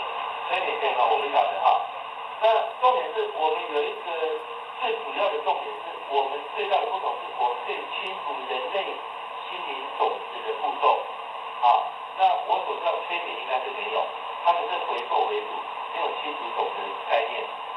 那再来就是说，我们的步骤还可以预观未来，那我知道带你体是肯定没有。对，催眠有好像有没有？对，当然就是说，小明看有很多共同点，但是实质上的步骤跟技术是不一样的，而且概念也是不一样。因为我的技术来源是来自于维视学为理论基础的。那经常来讲，带你点的关系跟维视学也很相似。那你说是维视超他们吗？还是他们超维视？那不愿讲解高点，但是这个例子可以证明好，第二个问题就是说，你讲就是说，我们怎么认知个案所回溯的是真的还是假的？其实对我们公司来讲，我们不需要去认知，为什么？我们不能评估它的内容是真的还是假的，因为我们永远不是它。可是我们是主要引导它进入我们讲它第8意识、阿赖耶识的状态。就像我刚刚讲的那么多案例，他们也会判断说会不会是假的，会不会是我幻想的？我的妈妈、爸爸没有讲过这样的内容，怎么可能是真的？可是他们回去求证的结果，我说过，到目前为止，没有一个回来告诉我是假的。那也就证明着，他所自己看到的内容，我们无需评估它。所以我公司不需要去评估说你这个是不是真的，我不用评估，因为我们永远不是对方。但是最后回去求证的结果证明他不是幻想的，可是沟通内容他会去判断嘛，就如同你刚刚讲的，我怎么可能去施舍呢？我不应该是人吗？我怎么可能是神？当他判断的时候，确实会有质疑。可是我们不断的引导的过程中，他不断看到事实，他再回去求证，尽管他当时判断可能是假的，后来证明居然是真的。所以我不担心他的真假，为什么？是以个案内容为主，我们公司不做任何评估，了解的第三个问题是什么？老师，你自己有没有被沟通？我自己有没有被沟通当然有，我坦白跟各位讲有因为我研究这个技术，我也训练了几百位的专业沟沟通师的。当我个人有问题的时候呢，我也会请我的沟通师来帮我沟通，好，让我回溯过往来解决我现前的问题，啊，所以我有我的前世哦，我不是没有前世的人，啊，只是坦白讲了哈，我在我的演讲，在我的课程，我大多我不会提我的前世，为什么？我希望做一个事件，就是说，我不要执着前世所发生的事件或身份的，因为我也其实我的学员有人会回到前世，他会说，哇，你知道吗？我就是前世那个秦始皇，我就是那个杨贵妃，我就是谁啊？那就如何？死掉了，生灭了。我希望我们学这个技术是了解因果之后，面对过往之后，你要处在当下才对。啊，我们是希望一个人真正处在当下，而不要执着前世的身份的。那有人会执着前世，我是皇帝耶，我是谁耶？那又如何？都已经死了。啊，所以我有我的前世确实有，我也看过我好几次的内容，其实我也当过出家人，啊，我也当过不同的社会很正常，但是我也清楚那些过程都是一种体验跟智慧，我从中得到了很多智慧的，这样可以吗？那个量子检测也好，量子检测，对，还有这个问题哈，所以说我忘记要提醒我啊。量子它是，我告诉你哈，量子的这个观念就是测不准原理。我可以测出你过去的状态，但是我无法测出你下一秒的状态，所以叫量子。那你就说呢，为什么测量子的时候你测出你准好准，就像你讲很神奇，很准。可是你会问一下，问第二次的时候呢，状态不一样的。我告诉各位哈，以量子物理科学的观点来讲，我现在讲的这句话，我下一秒再讲这句话，其实我的心念跟随时状态已经完全不一样了。所以你不能用下一秒来测我上一秒是什么，听懂意思吗？所以你用那个量子，你测真的很准，就如你讲很准很低。可是你说如你再问第二次，再测第二次，马上会准的很奇怪，因为现象马上改变。这是一个科学原理，也不足为奇啊。但是确实它有一些科学的根据，它可以测出。因为目前台湾以进这个量子呢，都是测我们的肉体疾病来的比较多，它可以测出8、9千种的肉体疾病。你讲台中那个是一个那个德康中医诊所那边，是另外一位啊。像德康中医诊所，他们引荐很多台量子，他们解释他们就去上这个课，所以他们也了解这个量子可以测出很多疾病的指数。好，下一个问题，是。什么样的课可以来哦，任何人都可以，不需要任何说服，你不必是聪明的，因为我不会聪明，啊，你不必是聪明的，你也不必是理媒体，你不需要，只要你看得懂中文字，你听我讲的话，都可以学到，很简单。我只是把一些唯识学的理论呢，加在课程里面，因为你一定要对唯识学有点基本的概念，啊，有新人的种子是什么？莫纳是什么？阿赖耶识是什么？它的功用是什么？啊，以及种子的类别，它的作用力有哪些？你必须对这些先有一些了解。然后了解之后，我会教你一些步骤，你照着实际的步骤来引导任何一个人，都可以让他跟他的亡灵对话啦，或者说前世的日光未来都可以做到。那目前跟我学过这个技术全世界上有4000多人，目前还有100多位专业的沟通师，有的是他讲师的真正的专业沟通师，所以我连续的第3沟通师，每个人都可以学的，没有条件。老师，那你的个案里面是不是有原来那种视障或听障的，那这样子他就不能来做沟通了？哦 ，OK， 你的问题很好哈。好，没有过去对那种听障的人有听障的或哑巴，或者是植物人，或自闭症、唐氏症、老人痴呆症，属于这种个案没办法表达的，我们过往的技术确实一点办法都没有。可是这3、4年来，我不断研究，我们现在已经可以沟通这些视障啊、自闭症的、唐氏症的啊，或是聋哑的，或是老人痴呆症或植物人的，因为这样的沟通，他们改善了很多这样的案例。可是原理是什么？也是来自唯识的原理。好，我这么讲好了啊。一个植物人他躺在床上，他肯定不能讲话了嘛，我没办法帮他沟通喽。所说，我的沟通基本条件是什么？科学家可以沟通表达才叫沟通嘛。那他不能沟通表达，我怎么沟通他呢？后来从维氏的一句话里悟到了一个道理：共业，共业是什么？共业啊，比如我们今天坐在一起就是一种共业的。那你的家人跟你生活在一起，那共业当然更深哦。你们跟家人一定有共业嘛。那这个植物人目前谁在照顾他？他的家人嘛。他的家人跟他是不是有很深的共业？那就对了。我沟通他的家人，他的家人是积极的、正常的，他是可以表达的。我利用共业的原理化解他跟家人的共业，化解完这个业之后，这个植物人爬起来了，信吗？很有意思哦，所以我说，刚开始我们对这个是一点办法都没有，只要说，刚讲善意体啦，或者是这一点，他们对这个也是没有办法的。可是我们用共业的原理，我们确实成功的做好了很多这种个案。而且我们的协会呢，专门就是帮这些特殊疾病的个案来做的，因为有的他们付不起费用，我们协会免费帮他做，免费帮这些植物人或者自闭症，帮他做。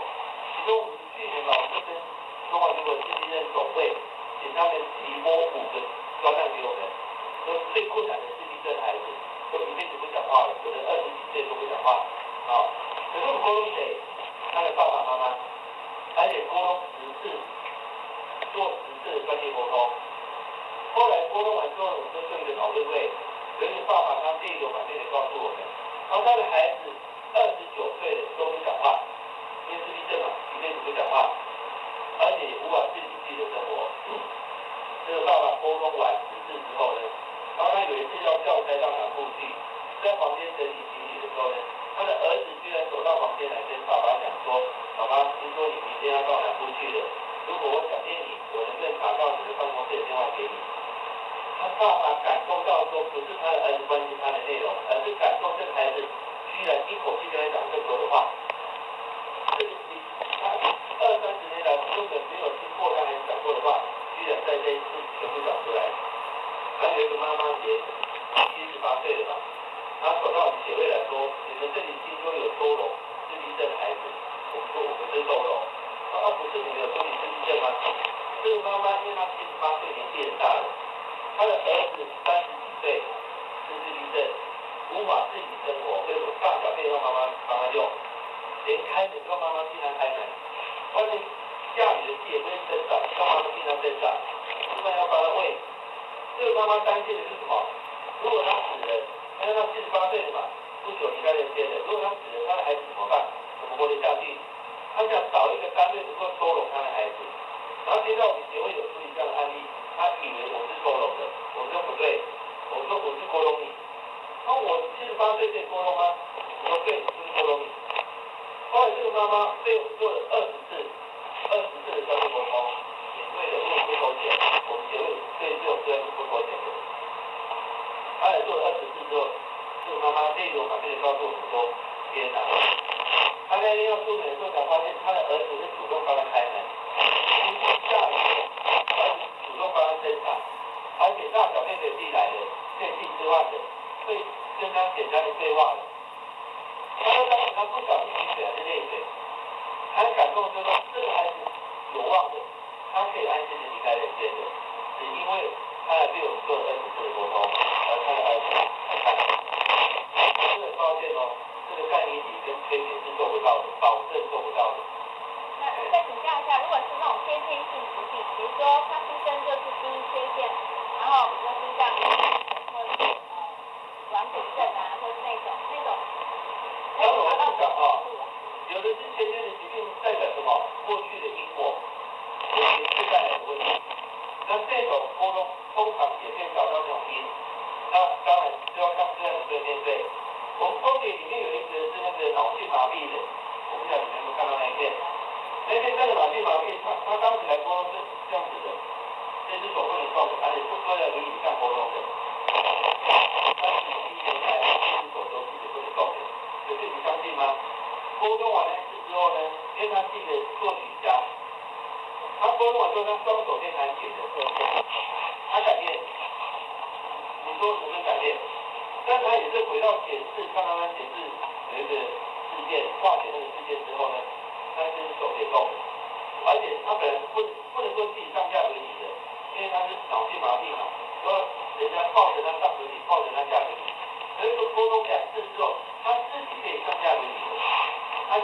像说在台南夜市哈，弹琴自己办生活会，本来是不可能的。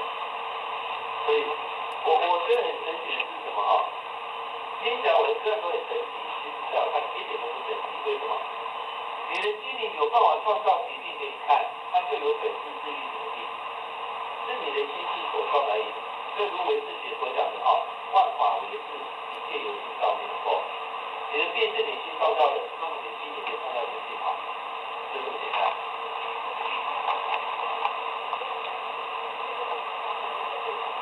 哦，体质的问题是看个案的回溯能力的问题，因为有的光是精神的问题都要面对很多次的，啊，所以有的为什么做14次有效，有的要做到20次，次数我没办法保证几次，重点是你要找到最初因。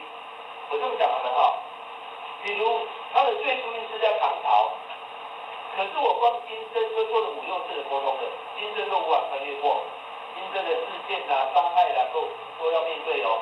面对我先回到清朝，清朝还有很多事要去面对，面对还要回到明朝，再去面对，再回到宋朝、唐朝，不断回做回去的。因为假设说就是维系守戒的话，我们回到那个最初点、源头点，应该就是可以的。对。而且还有一个问题，假设是源头点的话，为什么是清朝唐朝？是不是比他时间还要更少？还有更少的没有错。我这么讲，到底那个最初点在哪个时空点，我们不会知道的，个人也不会知道的。可是你总有个线索，让他追寻那个线索。而这个线索拉出来，等拉出在唐朝的事情、宋朝的事情，那么再往前拉还会有。但是有时候我们会发现它的时间点可能很近代，可能很远，没有绝对的。对心理阿赖耶识来讲，种子是没有时间性的。可是对物质如果我们来讲，种子是有时间性的；可是对肉体来讲，种子是有时间性的；对心理来讲是没有时间性的。不好意思，再补充一下哈，就是我前阵子看了一些赛斯的资料，对，赛斯的资料里面，他有一本书也叫《灵魂永生》，对，也是提到灵魂不灭，就是会一直在连接这样，对。那不过有一个观点，它好像跟跟沟通比较不一样，就是关于轮回跟因果。对，那比如说你刚刚举那个唐氏症这样的例子好了，那我看到他的资料是写说，今生他选择作为一个唐氏症的人，是因为他想去丰富他的生命，因为他觉得他的生命体验里面没有这一块。那至于为什么他会做，就是说这个2个爸爸妈妈哈，为什么会生他唐氏症这个孩子，就是他们其实是共同商量好了，在人生里面他们要共同去体验，个人去体验身为唐氏症是怎么样，爸爸妈妈去体验怎么样照顾唐氏症的孩子。那这个就是跟我们这个轮回因果有一些不同。不会不同啊，也就是前世我们约好来体验今生的某个我，那么我们通过这个角色来体验彼此不同的角色，可是这个体验总有可以终止的一天嘛，那只是这一天我可以决定提早的这一时间前后，那我们沟通只是引导你看清楚，你们为什么约好要来成就这一场体验，以及这个体验要不要继续。其实我说真的，当人类的我们总是会很痛苦。一个父母有个唐氏症的孩子或自闭症的孩子，一定很痛苦。这个痛苦也是我们选择要的，孩子也是选择他要的。可是这个痛苦已经体验够了，我们是可以终结的，而我们只是提供你选项，你要不要终结而已。所以我们不会决定你要不要终结，是个案自己决定的。我们公司绝对不做建议或评估的，是由个案自己来决定。明白了吗？这给他问了，好，这个最后请问一下啊，那有没有所谓我们一般我们看正常没办法沟通，如果有他是指哪类？然后在我们在做的过去个案当中，有没有什么失败的案例 ？OK， 有一些正常的无法沟通有2种原因的哈，一种就是他实在太理性了，所以他的工作是那种数学的啊、逻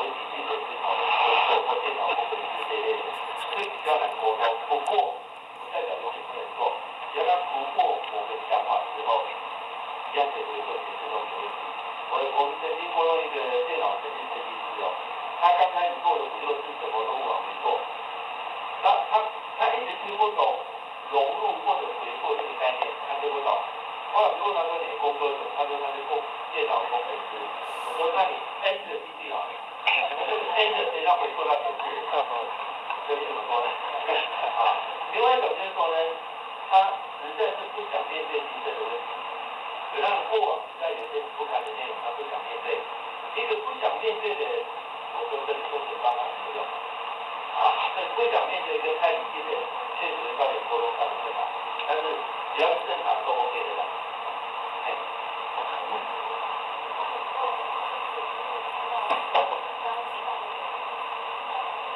啊，去哪里的？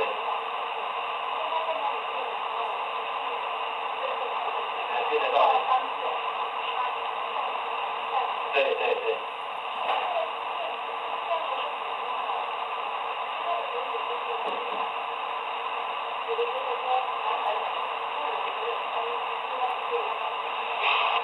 不用打，听得到，听得到。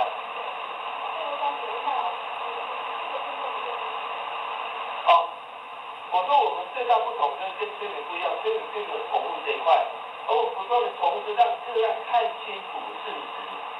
当事实看清楚了，这个事实就不见了。这也是量子物理里面一个原理哈。一个粒子会存在，两个一样的粒子会存在来自于对立。当两个一模一样粒子看清楚合一的时候，粒子就不见了。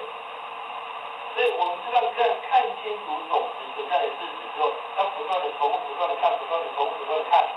当他看清楚了，这个现象就不见了。好，比如这么讲，比如我怕黑，我不敢进入黑暗的空间里面。可是我让一个人不断的看清楚黑暗里面是什么，不断的重复看，不断的重复看，不断的重复看，后来就不怕黑了。听懂意思吗？哎。对。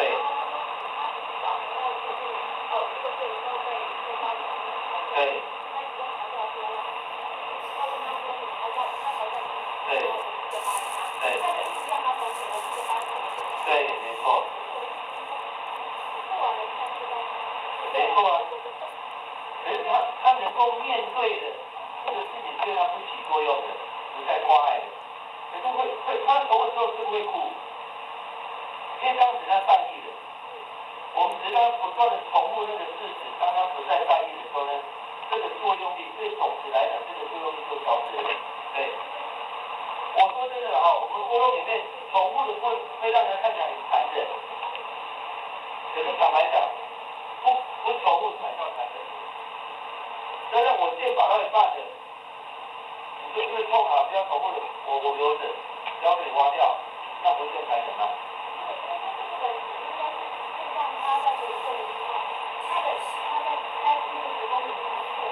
对。对。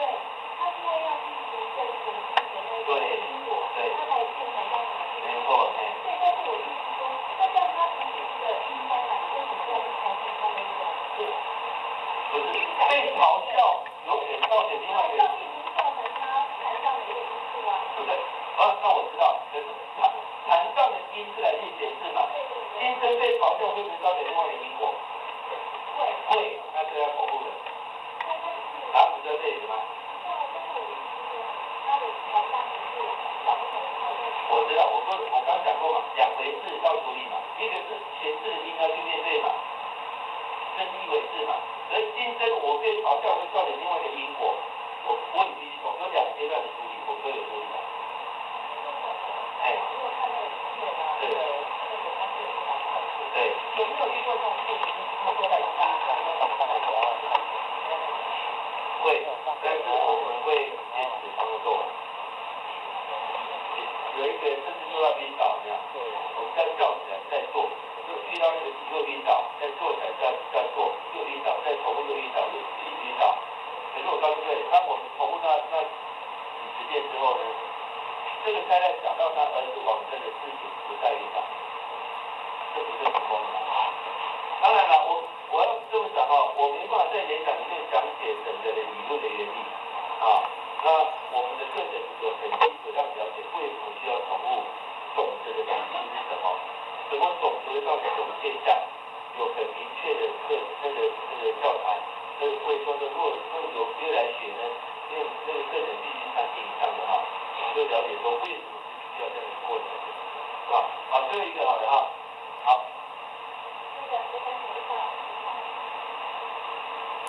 我想说，老师造成了很多的那个痛苦的压力，就是我从听演讲的过程里面，好像比如说刚刚举的，就是要不断的去重复，那其实是不是就是我们个人本身要很勇敢的去面对？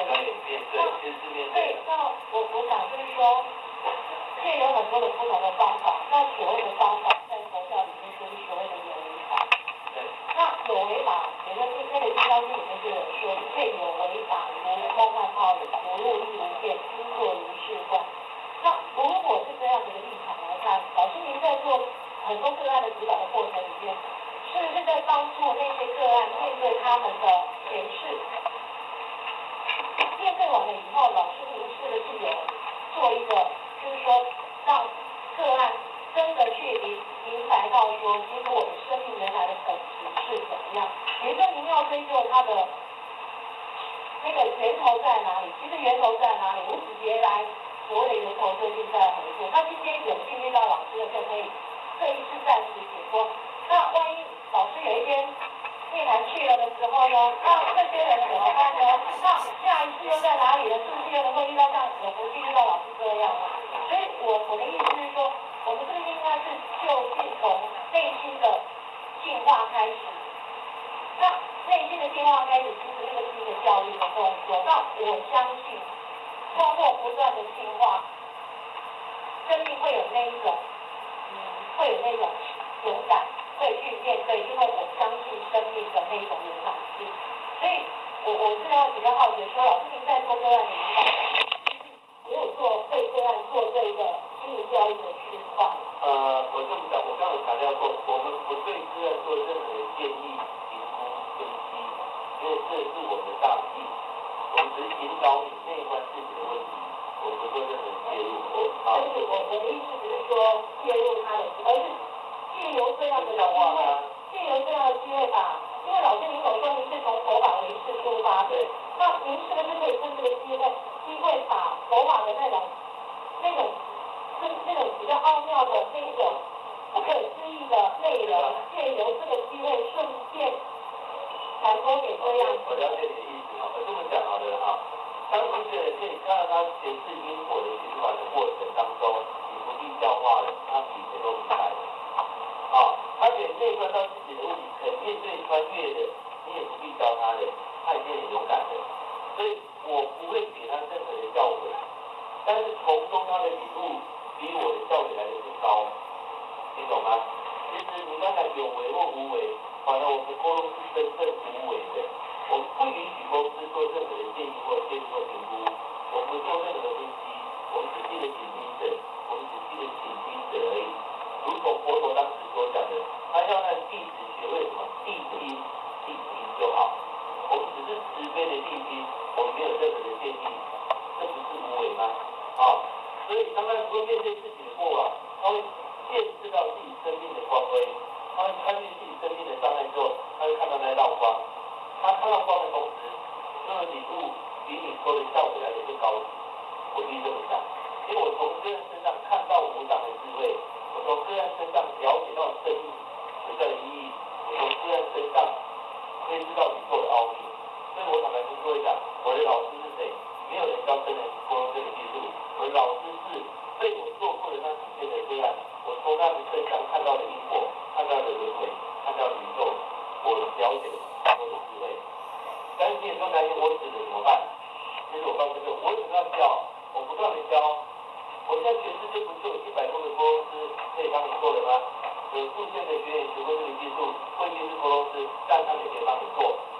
他们有很多人都会做的，所以即便我不在了，这些一样可以传承下去，我一点都不担心。好了，这一个，这一个。自我沟通，其实我应该讲可以，但是很难，因为你的盲点你看不到。比如说我没有找东西，我怎么找都没有用，我看不到。那如果有人拿一些镜子让我看得到我那拿镜子的人是谁？就是我讲的我是公司的，他只去拿镜子的人，他不会收任何东西的，你就有效的处理你的问题了。所以自我沟通不是不能，而是初期会很难。我坦白讲，我总部也是自我沟通啊，他也是自问自答得到正误的啊，到底没有人怎么沟通啊？了解了哈。好，那我讲。沟通不完哈。最后一个问题啊，老师，你刚刚有一直提到说啊，亡灵送走到哪里那不重要哈。那我比较好奇的是哈，既然有人可以看到那个很多亡灵现身哈，那跟他可能有一些，在我们一般的想法哈，应该是有所谓的灵界好，我们这样称呼吗？那你说把亡灵送走送到哪里，不是重点，他们还不是一样在灵界吗？他会是说。是在你的心里啦，在我们的心里。那对那些看到的人，我说过嘛，他们只是这个确实存在啦，所以在这无形中间会被看得到啊，会被侦测得到啊。我也说过这是事实啊，了解了啊。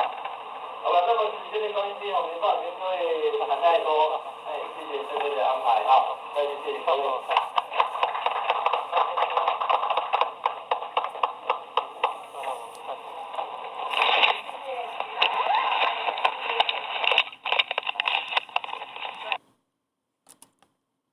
厉害呀！